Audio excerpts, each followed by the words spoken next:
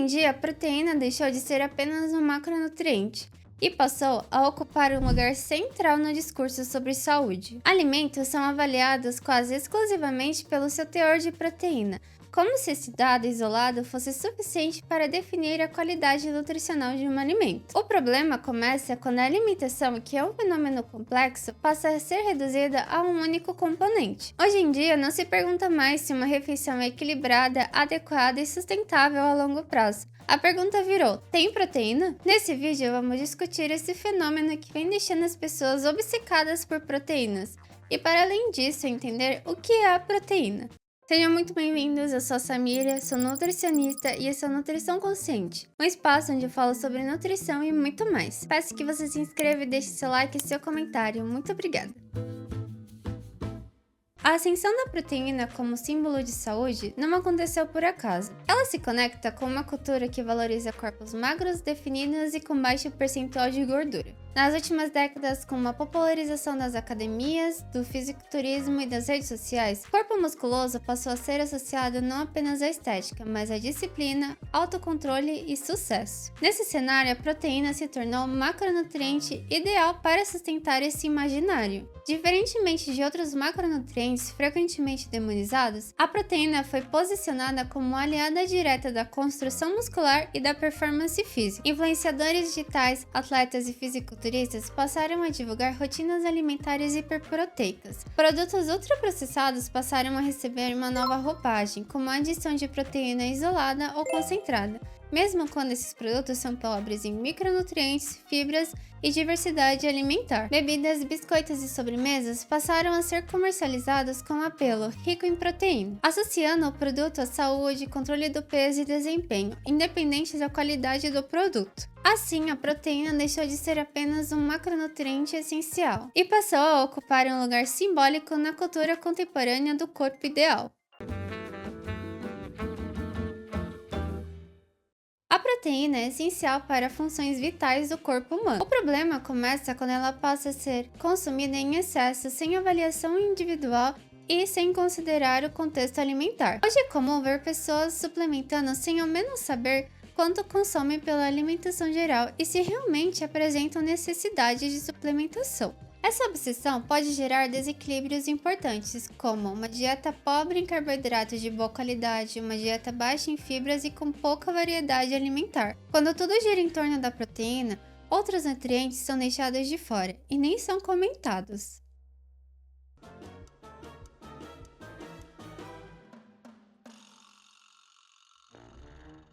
Agora vamos entender esse nutriente fantástico que é a proteína.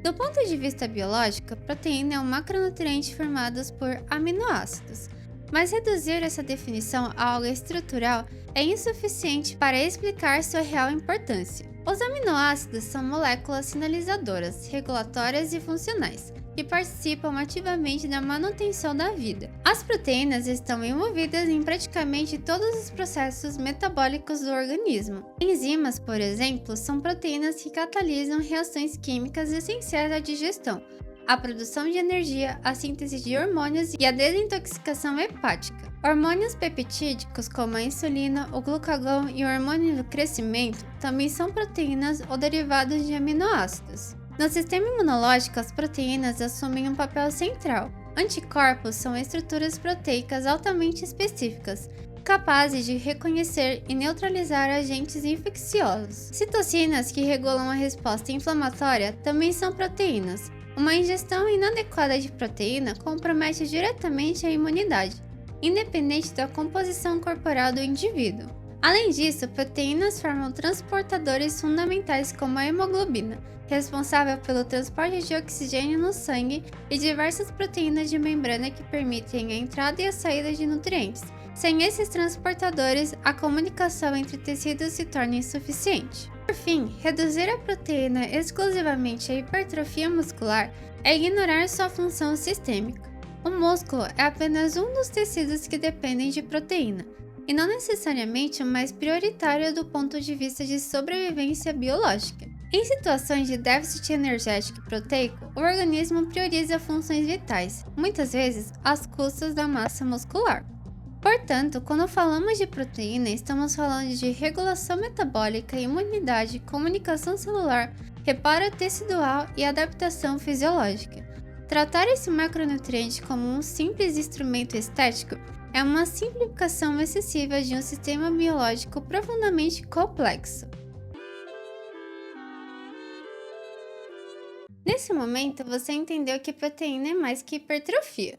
Mas e sobre as quantidades diárias de proteína? Como elas se estabelecem? As necessidades de proteína não são universais. Elas variam conforme estado de saúde, nível de atividade física, idade, composição corporal e o gasto energético total do indivíduo. Por isso, qualquer recomendação isolada, sem considerar o contexto, tende a ser imprecisa. Para a população geral saudável, as recomendações estabelecidas pelas DRIs indicam uma ingestão média de aproximadamente 0,8 gramas de proteína por quilo de peso corporal por dia.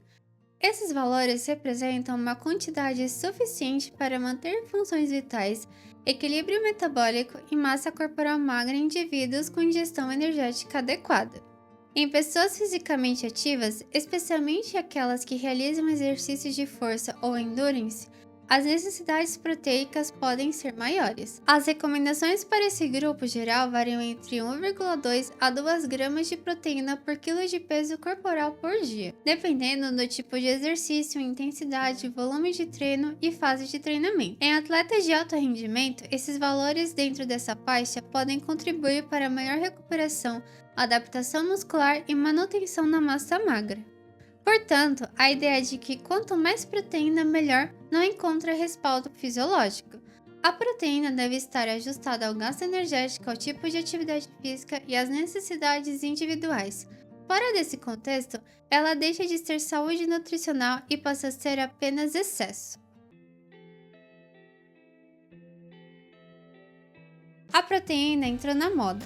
E nesse contexto, os suplementos alimentares ganharam cada vez mais espaço. E o ponto aqui não é demonizar o suplemento alimentar. Eles são de fato uma revolução na ciência dos alimentos e têm indicação bem estabelecida para diversas situações específicas.